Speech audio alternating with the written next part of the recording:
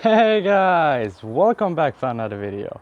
In front of me here we have three different battery powered top handles. We're gonna talk about the new DCS 3500T from Echo, especially because that's a new saw, and of course we're gonna have the Husqvarna 542 XP and the Steel 220TC as comparison in this video. Echo sent me this tool for testing, so this is my honest review, so it's not paid in any way. I've been using the DCS 3500T now for a couple of months, and I think it's pretty nice. I mean, should the competitors be scared? Maybe. We see. But let's see what Echo makes different from the competitors. So follow me and let's go!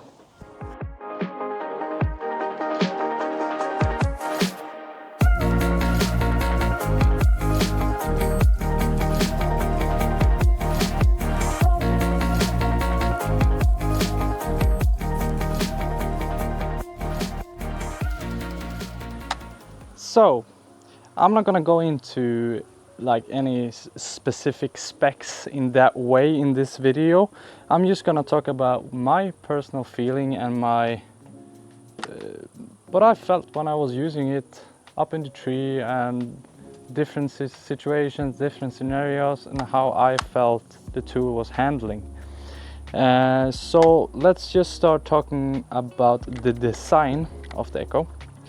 As we know, this is a classic Echo design with the diagonal handle like this. But my personal feeling is it's very comfortable. You know, when you're doing the long reach cuts, the diagonal handle is so comfortable. Like, your body is straight, you can reach far. If you compare it to the other models, when you have the side handle like 90 degrees like this, I mean, it works. There's nothing about that, but as soon as you start to reach, you start twisting your upper body, so it's not that ergonomic. So you always have more pressure on your right shoulder compared to your left shoulder. On the DCS 3500, I feel like it's more equal. Of course, I have a little bit more pressure on my right shoulder, but it's almost equal in the balance, if you know what I mean.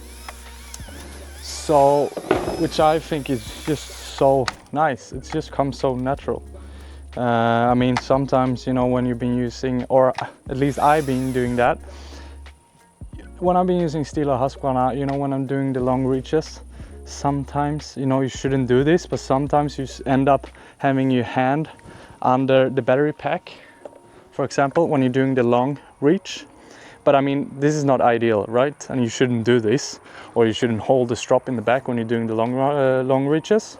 But somehow you end up doing that for maybe one branch or two up in the tree, which is not good. If you compare it to the Echo, I never felt that I needed to move my hand under the battery pack or holding the strap, because you have the side handle and it's all the way back. You can even hold it so far back, so you can still reach, which is really, really nice. So if we start talking about the safety mechanism for the throttle, so on a battery powered tool you need to have at least two safety mechanisms before you can push the throttle on the saw. If we compare it, if you look on the Husqvarna here, for example, you need to have two motions in the top and then push it down before you can push the throttle here, right? And I mean, it works. It works up in the tree as well, in different positions and different situations. And if you hold it like this, in a perfect world, when you're standing and hold it like this, it works fine. But as soon as you start moving positions and, you know, you're standing in some weird angles up in the tree when you're doing the cuts, you could still feel some restriction, you know what I mean? Sometimes it didn't want to go in properly, or, you know, you could feel restrictions. I mean, it works, but you could feel restrictions. Same on the Steel 220TC, that you need to push in the start button every single time you release this. I mean, it's not ideal in my opinion. It works, but it's not ideal. If you look on the Echo one, when they had they created a new design here on the throttle, which I think is really cool, because they integrated it in the throttle, that you have the second safety mechanism in the throttle, and it just comes natural.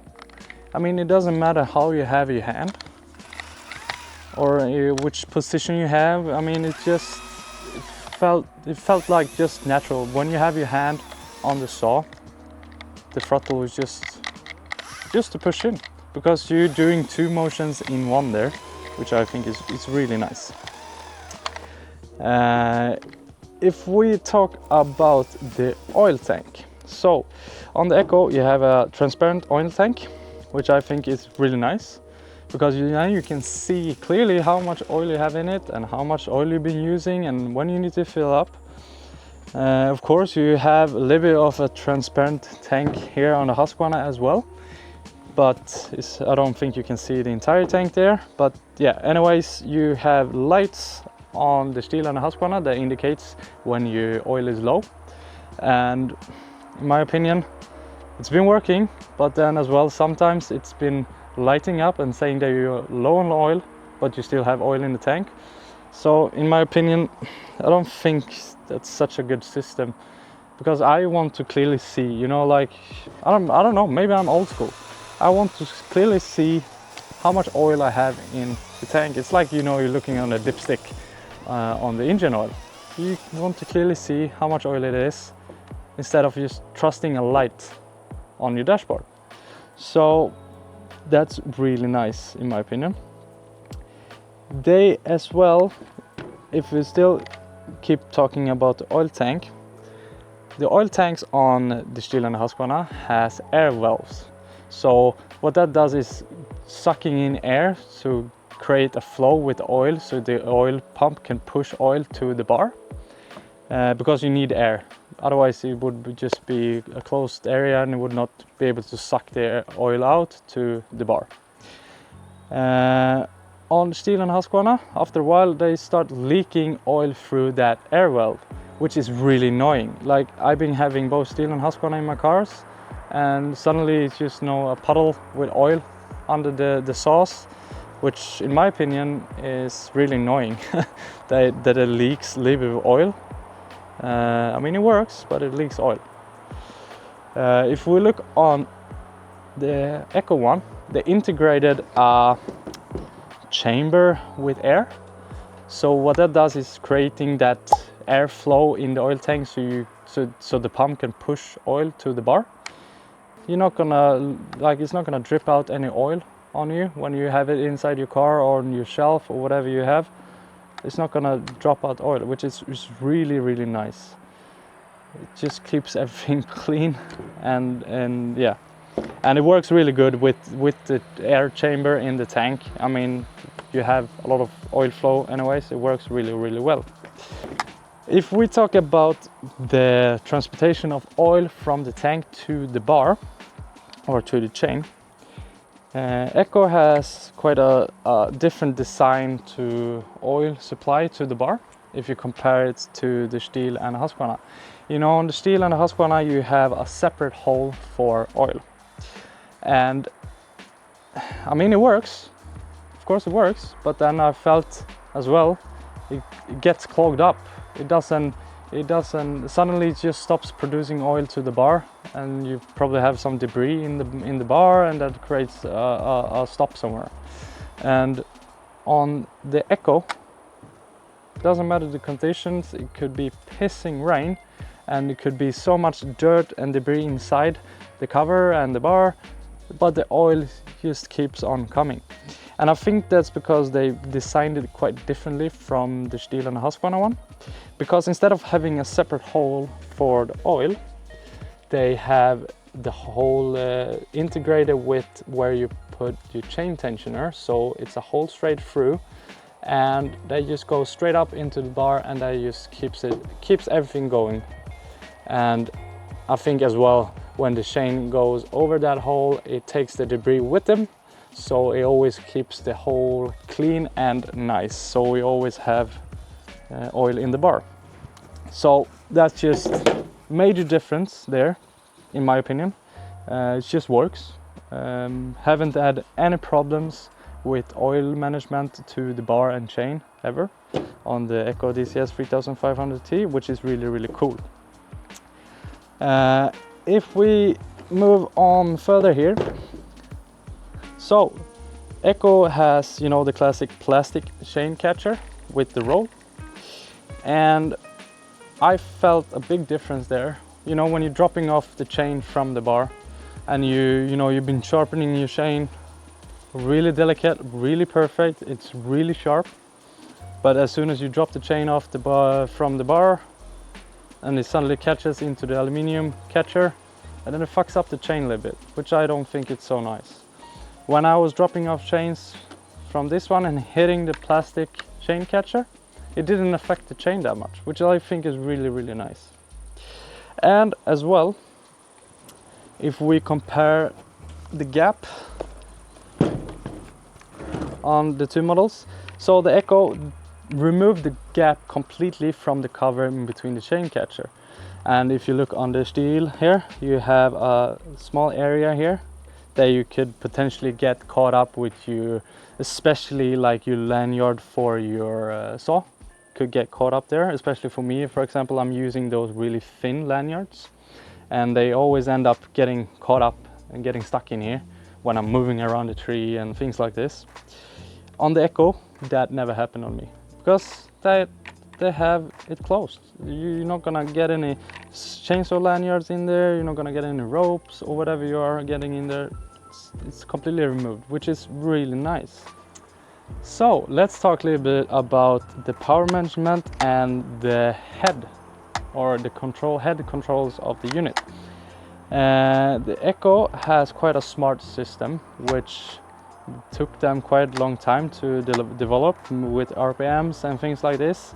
But what they wanted to recreate was to recreate the feeling of a clutch.